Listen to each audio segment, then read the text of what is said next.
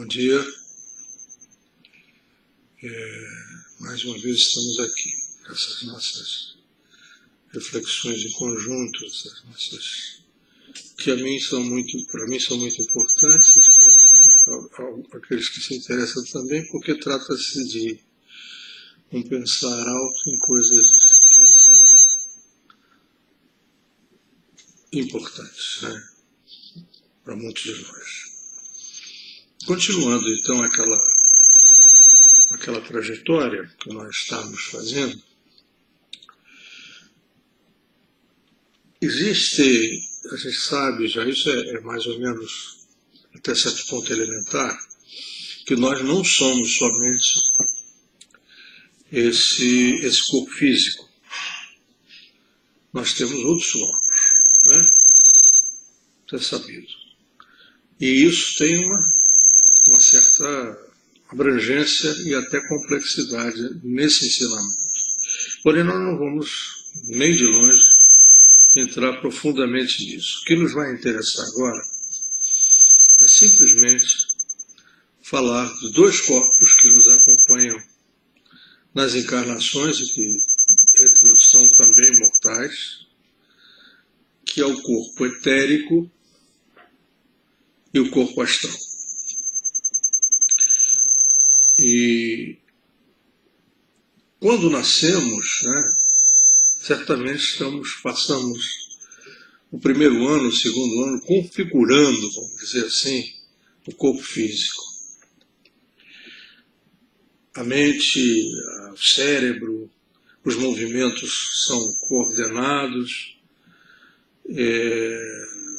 todo o processo muito interessante de ver as pessoas com filhos, com netos, como o bebê vai adquirindo coordenação, como ele vai adquirindo movimentos motores coordenados, como ele vai adquirindo um olhar coordenado.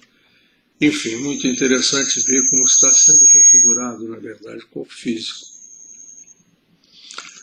Mais complexo, mais tarde, perto de 1 ano e coisa, começa já o andar, e entre 1, 2 anos e meio começa o falar, que é toda uma articulação, não só da mente, como também dos músculos todos, que permitem a criança falar. Então, na verdade, o que nós sabemos é que os primeiros 7 anos nós estamos, na verdade, configurando e construindo os fundamentos do corpo físico, que depois passará só a ter que crescer, mas já estará todo coordenado. Nesse período é o período mais livre da criança, do ser. Ele está completamente livre na sua existência, livre no sentido de solto. Depende muito de pai, mãe, não só fisicamente, como começa a depender psicologicamente. Ali, as relações, os afetos, as relações físicas de afeto, a capacidade de ver coisas, de experimentar coisas palpáveis, passear, enfim, é muito importante. E esse sentido de liberdade vem exatamente das regiões mais puras de que a alma está vindo nessa encarnação e que transmite ainda esse alívio, essa pureza, que traz pureza relativa, porque ela não vem, normalmente não está vindo de regiões completamente puras, mas está vindo dos céus, né? Ocorre, no entanto, o seguinte: quando chega um momento em que isso tem uma mudança bastante profunda, sensível para quem convive com a formação das crianças, que é os 7 anos. Aos 7 anos, na verdade, o que ocorre é que o corpo etérico começa a se manifestar. O corpo etérico é o corpo que dá uma individualidade à criança, e a partir daí a criança ela fica com um sentido de ser, de que ela é alguma coisa, de personalidade. E o corpo etérico é muito importante porque a partir daí, dos 7 anos, principalmente se há uma alma agnóstica atuando sobre a criança contesta, a criança pergunta, a criança investiga, a criança não se conforma, a criança é muito exigente nas coisas, em termos de curiosidade e mesmo em termos de perceber que as coisas têm que ser assim assado e não perceber que as coisas têm que ser assim assado. Aos 7 anos, portanto, existe uma individuação, o início de um indivíduo ali, e é muito interessante ver dos 7 aos 14 a pureza se mesclando com a individualidade. Nesse período, algumas lembranças que eu gostaria de colocar nesse período, também interessantes, de uma religiosidade, é que ali, normalmente nas religiões, se faz a iniciação da criança. O Bat Mitzvah no judaísmo e a primeira comunhão, por exemplo, no catolicismo. Exatamente por isso. Eu me lembro de uns fatores interessantes, exatamente para mostrar como começa também aí a aparecer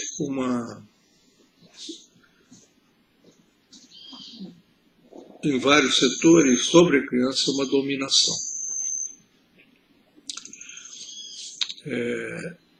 O catolicismo ele é dominador.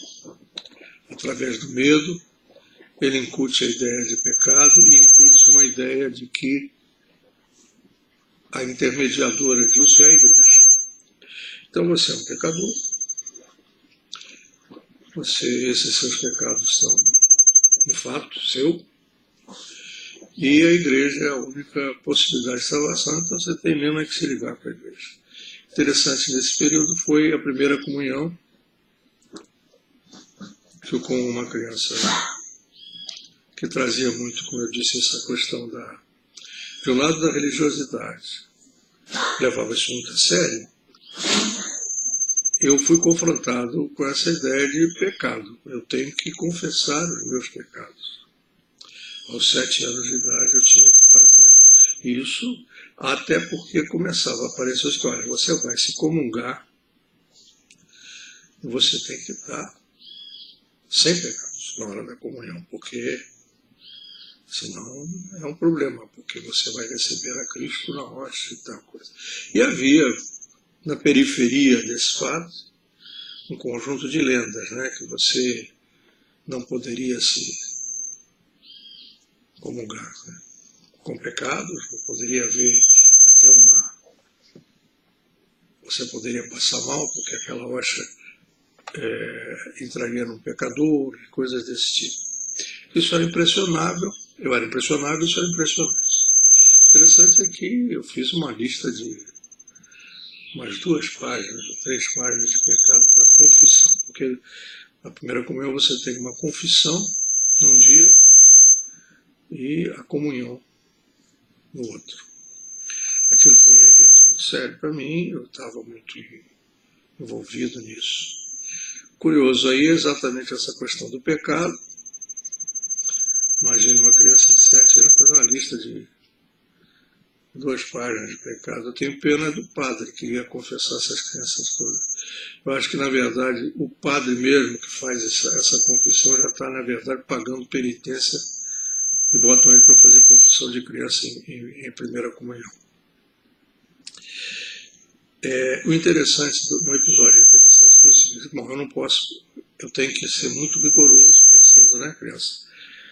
Porque eu não posso ir lá com pecado. Então eu escrevi, e fui lá e me confessei, ganhei lá minhas penitências e as aguarias que tinha que rezar de penitência. Ocorreu um fato curioso que é o seguinte, tipicamente também um fato de contestador, pesquisador, buscador, criança. A confissão era no sábado, a comunhão era no domingo.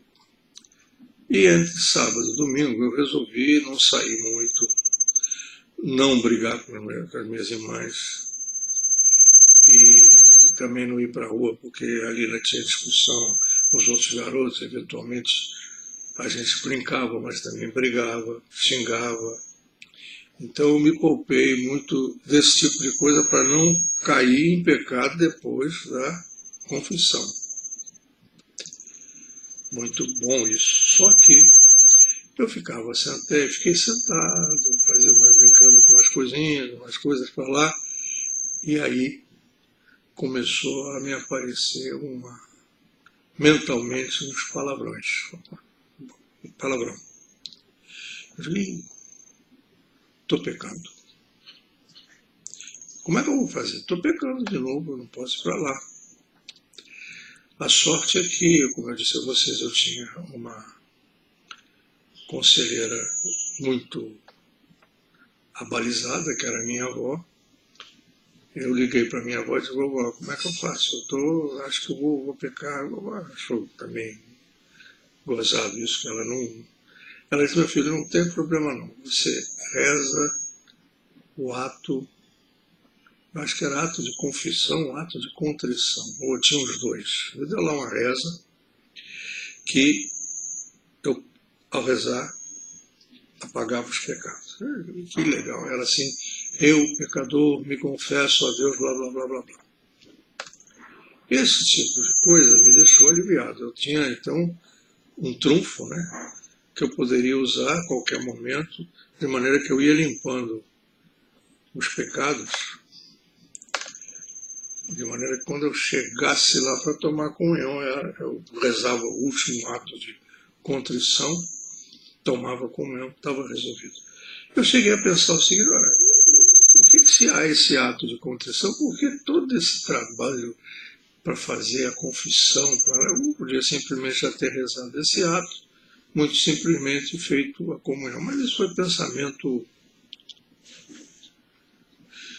contestador que não levou adiante. Assim, com esse episódio, eu tomei um pouco de noção da pressão, ainda muito light, né? Que a ideia que a igreja faz de pecado, a ideia que a igreja incute de pecado e, principalmente, a dominação que essa ideia traz sobre o religioso. De uma forma light, oprimido pela igreja dessa forma, uma forma light.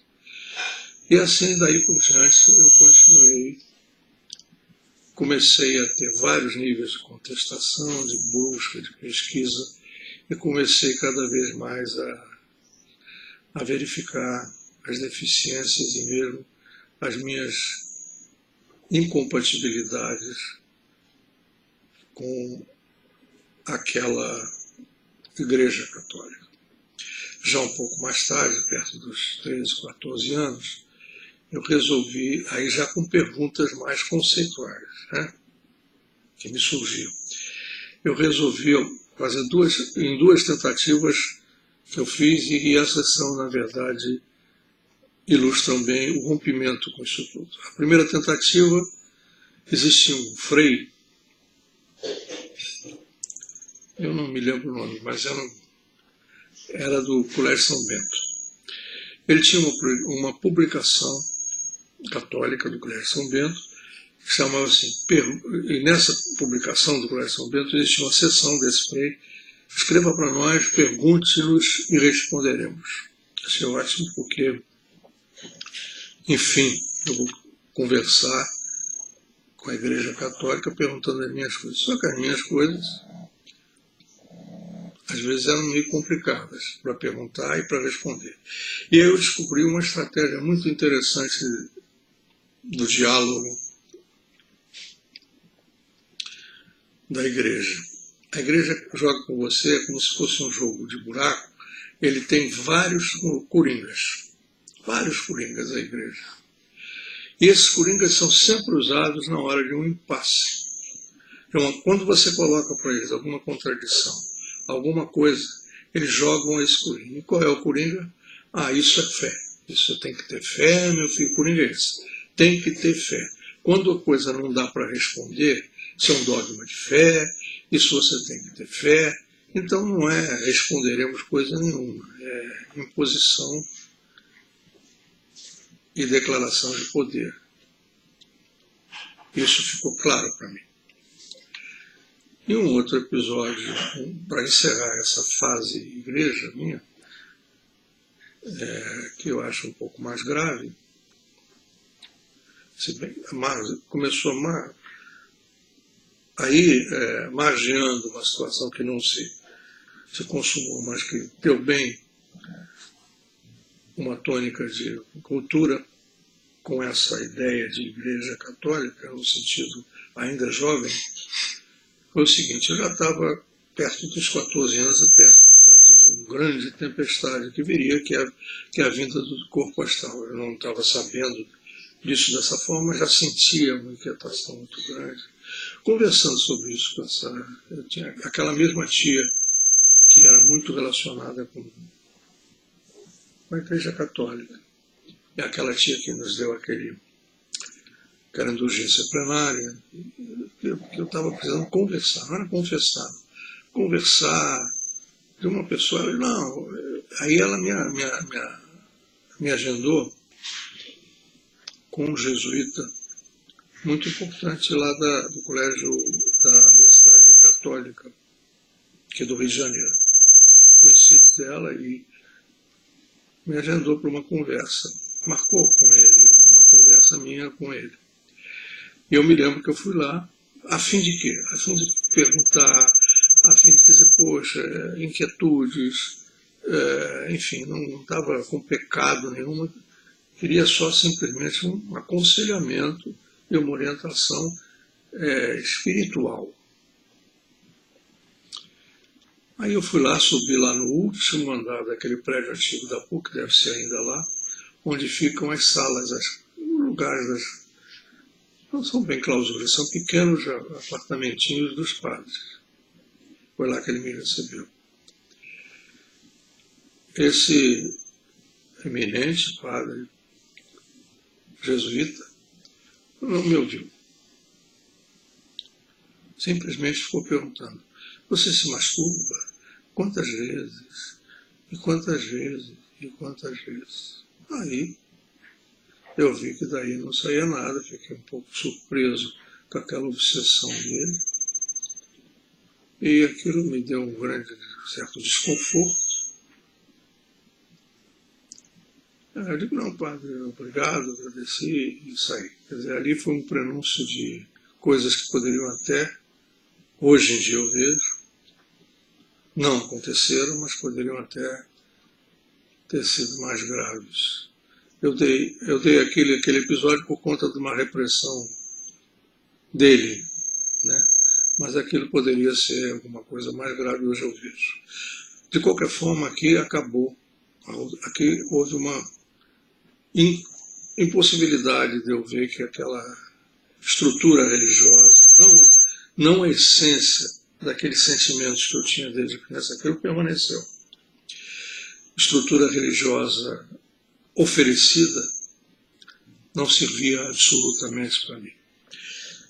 Aí o que eu fiz ainda nessa fase, 14 anos, foi ler de cabo a rabo o Novo Testamento da Bíblia.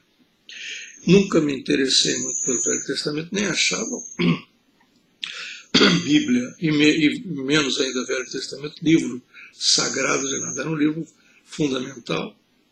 O Velho Testamento não me pareceu, a não ser por uma pesquisa interessantíssima histórica, mas não me pareceu ter nada a ver com o Novo Testamento. E aí, depois de ler o Novo Testamento cabo a rabo, com 14 anos, eu cheguei à conclusão, que me levou até uma solução posterior. Eu era cristão, Eu era religioso, mas a instituição que se me apresentava na minha cultura, no meu horizonte, que era a Igreja Católica, e também não ia tentar outras que, para mim, outras instituições cristãs que eu já havia diante de meu caminho. Se a católica não dava, as outras menos ainda. Não eram absolutamente, para mim, expressão daquilo que eu havia lido. E assim estabeleceu-se um ponto final em que um cristão, à procura de um cristianismo. Isso é que foi o marco. Evidentemente, a partir daí, a grande turbulência da adolescência, eu perdi todos os rumos, os pés, não entrei em nenhuma loucura, não, mas ao contrário, fiquei recolhido, sem poder não ver horizontes para construir nada. Claro que ali foi um pouco de trevas, né? De afastamento completo, e vi a minha vida de adolescente com muita dificuldade. Veio uma tempestade, veio uma inadequação, tudo era... E havia um complexo de inferioridade. Não era o mundo que era imperfeito, era eu que era imperfeito. O mundo era legal, tinha muitas coisas que meus amigos faziam com prazer e eu não... eram complicadas para mim. Muito bem. E assim foi durante praticamente a adolescência, chegando já aos mais de 20 anos, eu comecei a me aprumar, me formei, comecei a trabalhar e encontrei a minha mulher até hoje, que é um esteio para mim, que é a Regina, que sempre me segue e me seguiu desde então. Foi um achado que eu acredito fundamental para a minha reequilíbrio. É um achado fundamental e vai comigo, certamente, por esse caminho todo, tem ido e vai. Minha mãe também, aquilo que o meu pai foi uma figura importante que eu já coloquei, minha mãe agora também, agora a figura feminina, junto com a Regina, me deram todo um suporte que eu precisava, e a minha mãe aí se destaca também nessa fase, digamos assim, quase que de uma reestruturação e de uma recuperação, vamos dizer assim. E aí, casei, trabalhei, tive filho e tocava a minha vida. Fui bem sucedido no emprego. Minha família é uma família até hoje, graças a Deus, ao Deus. Bem sucedida. Meus filhos são criaturas, sempre foram ótimas criaturas. Nessa fase, já casado, era a década de 70, início da década de 80, começou a aparecer muita literatura esotérica. Era a fase da revista Planeta, era uma fase de Castanheda, e eu lia muito isso. Castanheda, revista Planeta, e fazia cursos de parapsicologia. Enfim, continuava aquele negócio de buscador, mas sem uma expressão maior a não ser a curiosidade de conhecer esoterismo. E eu conheci e muito li nessa fase Krishnamurti. Krishnamurti era e é um demolidor. Ele não é um construtor, ele demole. Muito interessante o Krishnamurti. Mas, aos 20 e tantos anos, aquela sensação de inadequação, agora não mais com a vida, mas com a pendência, vamos chamar assim, espiritual que existia, me sufocou um pouco. Como quem eu dissesse, eu tenho que achar alguma coisa, tenho que ver alguma coisa, eu preciso. Isso foi num crescendo. E esse crescendo E isso não é aleatório, isso não é por acaso, isso já são forças que clamam de um lado, você às vezes nem sabe, e recebem do outro a solução. Eu já nesse afã que se acumulava espiritual, eu comecei, por conta própria, a tentar ser vegetariano.